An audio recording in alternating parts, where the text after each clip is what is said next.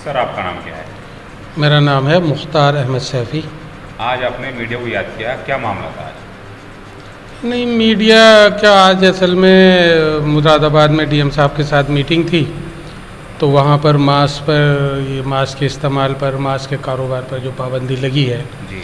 हमने वो डीएम साहब के सामने रखी और हमने उनको अवगत कराया और ये गुजारिश भी की कि ये बेतुकी पाबंदी है और मास्क पर पाबंदी लगने से सिर्फ ये मांसाहारियों की समस्या नहीं है, मांस कारोबारियों की, व्यापारियों की भी समस्या है।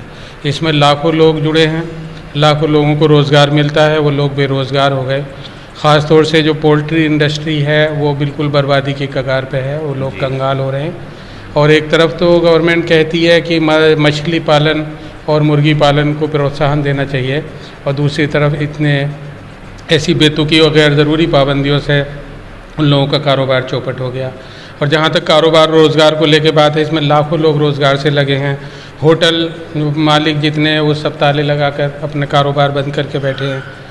मांस के कारोबार पर पाबंदी लगने से खाली एक ही समाज पर फ़र्क नहीं पड़ा, इसका गैर मुस्लिम भी बड़ी तादाद में इस्तेमाल करते हैं और वो कारोबार बंद है। होटल का स्टाफ को होटल वाले पहले से ही एडवांस पैसा देते हैं, बिजली का खर्चा उनके ऊपर चढ़ रहा है, दुकानें या होटल जो किराए पर हैं उसका उनका खर्चा उनके ऊपर पड़ रहा है। तो इस हिसाब से कारोबार पर एक बहुत बुरा असर पड़ रहा है और कारोबार पर असर पड़ने का मतलब होता है कि सरकार की अर्थव्यवस्था भी इससे ज़रूर कहीं ना कहीं प्रभावित होगी।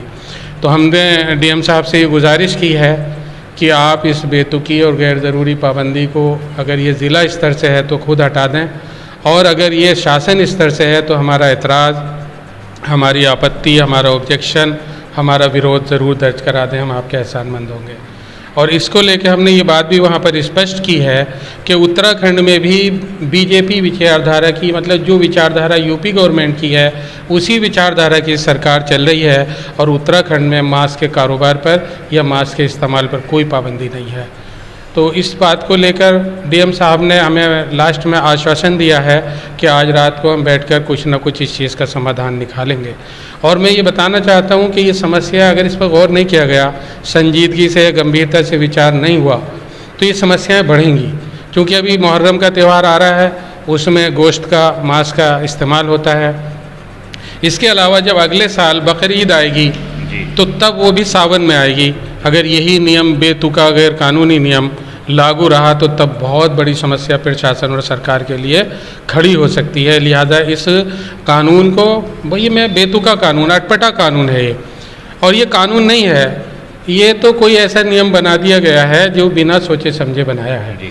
और हम ये भी मानते हैं कि ये प्रदेशवासियों के मौलिक अधिकारों का और बुनियादी हकूक़ का हनन है, ये हकूक़ की पामाली है और इस पर गौर होना ही चाहिए। क्योंकि हमारे संविधान में कहीं नहीं लिखा कि कौन इंसान क्या खाएगा, क्या पहनेगा और कहाँ रहेगा और किस मज़हब को अपनाएगा, किस मज़हब को छोड़ देगा, इसकी कोई पाबंदी नहीं है। लिहाजा हमारी सरकार से भी और ज़िला प्रशासन से ये गुजारिश है कि इस पाबंदी को बिल्कुल तुरंत हटवा दिया जाए और हमारी जो भावनाएं हैं, हमारी जो समस्याएं हैं, उनसे अवगत करा दिया जाए। और ये कोई हिंदू मुस्लिम मैटर नहीं है, ये एक गैर मुस्लिम भी बहुत बड़ी तादाद में इसका मास्क का इस्तेमाल कर रहे हैं और मास्क के कारोबार में शामिल है, सभी लोग प्रभावित हो रहे हैं। लिहाजा इसके अलावा भी जो बातें हुई हैं, मुरादाबाद मंडल में क्या क्या वार्ता करी गई डीएम साहब के कार्यालय में?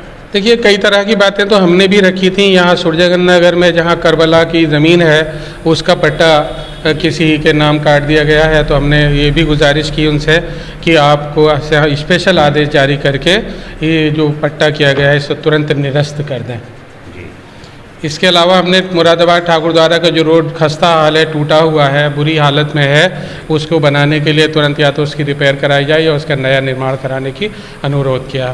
सर आप कौन सी पार्टी से हैं? मेरा असल में किसी सियासी या जमात से, राजनीतिक दल से कोई संबंध नहीं है, मैं गैर सियासी आदमी हूँ।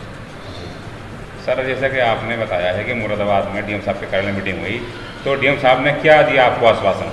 नहीं, उन्होंने यही आश्वासन दिया कि मास्क को लेकर जो आपकी आपत्ति आई है उस पर हम आज रात को मीटिंग करके गौर करेंगे और कुछ न कुछ समाधान ये निकालने की, राहत देने की कोशिश करेंगे। पूरा आश्वासन नहीं मिला है, लेकिन इतना आंशिक आश्वासन है और हमें उम्मीद है कि उन्होंने हमारी भावनाओं से अवगत होकर हमारे जज्बात को देखते हुए कोई ना कोई फैसला